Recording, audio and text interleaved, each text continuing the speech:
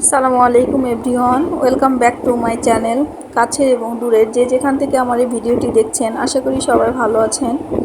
আজকে আমি তৈরি করব চিকেন ফ্রাইড তৈরি করব একদম ঘরে থাকা কিছু সাধারণ মশলা দিয়ে। তবে স্বাদটা হবে একদম রেস্টুরেন্টের মতো পারফেক্ট। এই জন্য প্রথমে আমি হাফ কেজি পরিমাণ মুরগির মাংস নিয়ে নিলাম। খুব ভালোভাবে ধুয়ে আমি পানি ঝরিয়ে নিয়েছি। আমি চামড়া সহ নিয়ে নিয়েছি, আপনারা চাইলে চামড়াটা বাদ দিতে পারেন। এবার আমি দিয়ে নিচ্ছি 1 চামচ রসুন বাটা, দিব 1 চামচ আদা বাটা, দিয়ে নিচ্ছি 1.5 চামচের মতো লাল মরিচের গুঁড়ো, আর একটু দিব আমি। দিয়ে নিব গরম মশলার গুঁড়া, বাজার থেকে কেনা যে কোনো গরম মশলার গুঁড়াই দেওয়া যাবে। দিলাম হাফ চামচ লবণ, 1 চামচ দিয়ে নিব আমি সয়া সস। লবণটা একটু কম দিব কারণ সসের ভিতরে লবণ থাকে। এবার আমি সবগুলো উপকরণ খুব ভালোভাবে মিশিয়ে নিব, চিকেনগুলোর সাথে মিশিয়ে নিচ্ছি। 2 ঘন্টার জন্য ম্যারিনেট করে রেখে দিব আমি। তবে হাতে যদি সময় কম থাকে তাহলে আপনারা 1 ঘন্টাও রেখে দিতে পারেন। এবার আমি ময়দার মিশ্রণটা তৈরি করব। নিয়ে নিচ্ছি 2 কাপ ময়দা, হাফ কাপ দিলাম কর্নফ্লাওয়ার, হাফ চামচ লবণ, দিয়ে নিব 1 চামচ মরিচের গুঁড়ো। এবার ভালোভাবে আমি মিশিয়ে নিব। আপনারা কর্নফ্লাওয়ারকে স্কিপ করতে পারেন। খুব ভালোভাবে মিশিয়ে নিচ্ছি আমি। এবার ম্যারিনেট করা চিকেন পিসগুলো আমি আরেকটু ভালোভাবে মাখিয়ে নিচ্ছি। যত বেশি ম্যারিনেট করে রাখা যাবে তত বেশি মশলাগুলো ভিতরে ঢুকে যাবে। এবার আমি ময়দার মিশ্রণের ভিতর চিকেন পিসটা একটু গড়িয়ে নিচ্ছি,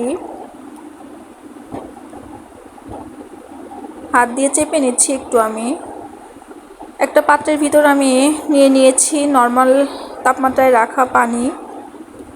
পানির ভিতর আমি ভিজিয়ে রাখবো 20 থেকে 30 সেকেন্ড। অন্যদিকে আমি চুলাতে তেল গরম করতে দিয়ে দিয়েছি। তেলটা খুব ভালোভাবে গরম করে নিতে হবে।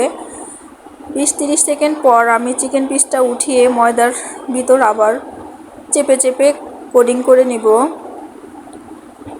আমি ময়দার উপরে চাপ দিচ্ছি, আপনি দেখতে পাচ্ছেন আপনারা কিভাবে আমি কোটিংটা করছি।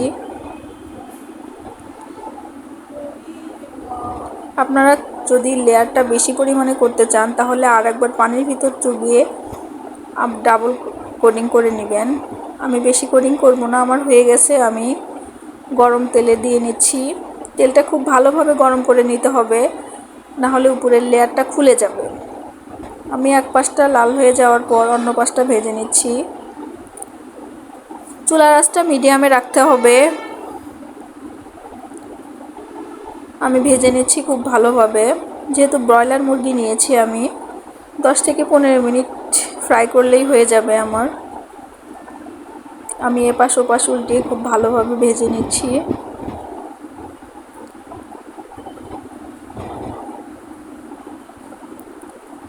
দেখতে পাচ্ছেন আমার অনেকটা এসেছে, আর একটু আমি ফ্রাই করব।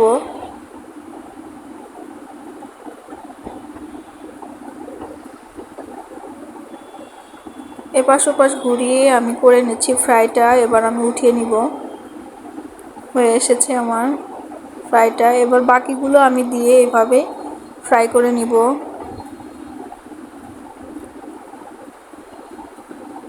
চুলার আঁচটা একদম মিডিয়ামে রাখতে হবে, কমিয়ে দিলে তাহলে লেয়ারটা খুলে যাবে। আশা করি রেসিপিটা আপনাদের ভালো লেগেছে। যদি ভালো লেগে থাকে বাসায় চেষ্টা করবেন,